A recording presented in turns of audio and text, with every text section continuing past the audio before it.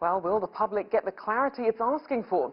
With me to offer his assessment is Raviv, a columnist and journalist for Newsday. Welcome back to the show. Sure thing, Rachelle. So obviously a lot going on in this backdrop. I mean, how does President Trump's positive COVID test, the new safety measures and these debate rules now put in place after the chaotic presidential debate, how does all that affect the vice presidential debate? Because President Trump was diagnosed with COVID and then spent 3 nights in a hospital here in the Washington, D.C. area. Since the debate of last week, everything has changed. COVID-19 is now the top topic without any question at all. And it's Vice President Mike Pence, who for months has been head of the coronavirus task force in the White House. A lot of Americans think that the task force did not do a good job. Of course, the Trump administration says, oh, yes, it did. For instance, it cut off travel from China and from Europe at an early stage. But beyond that, what else did they do? Kamala Harris is sure to attack all of those points. And frankly, what is it that the Republican, Mike Pence, can say to attack Kamala Harris? Senator Harris hasn't been in office. And so when it comes to COVID-19, which is the top subject right now, it seems that Democrats have a big benefit because President Trump came down with COVID-19 and his public remarks have tried to downplay it. You know, on this day, President Trump said it was a blessing that he got COVID-19 because he thinks he's learned how to defeat it.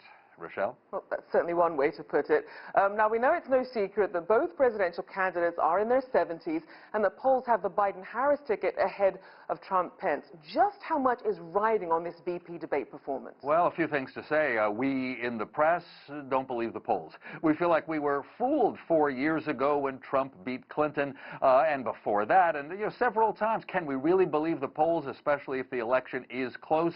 And that's why this battle is still hard fought with billions of dollars in campaign advertising on both sides. So the American people, I think, will be watching for clarity about the policy positions. Now, does it make a difference who's vice president? Ordinarily, not really, but as you said, President Trump is 74 years old and just had COVID, still has it, and Joe Biden, 77 years old. People are thinking, hey, the vice president might have to take over at some point. Kamala Harris, the senator, she's 55 years old, and Mike Pence is 61. So in American politics, they represent, well, a kind of measure of youth, Rachelle. So then, obviously, amid the pandemic, a lot of economic fallout. What do we know about where these two candidates stand on the economic issues in this election? Well, it's almost sure to come up because, well, largely because of COVID-19, the American economy has just stopped. And instead of growth, we've had a big decline in the gross domestic product. Of course, Mike Pence will say that until COVID-19 struck, he may even say the China virus, which is what President Trump has been calling it. Until it struck, Pence will say we had the best economy ever. Democrats say that's an exaggeration, of course. Pence will say the Democrats don't know how to run the economy. But you know what? The opinion polls have suggested that the Biden-Harris team is trusted increasingly by the public because of this recession we've had this year. So I think Kamala Harris may be able to score quite a few points.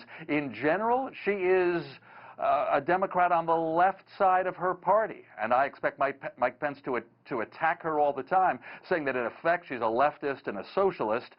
She'll probably claim to be mainstream, and she certainly will say that Joe Biden is very mainstream. So there's the disagreement, whether Trump actually built up the economy magnificently or watched as it just fell apart this year.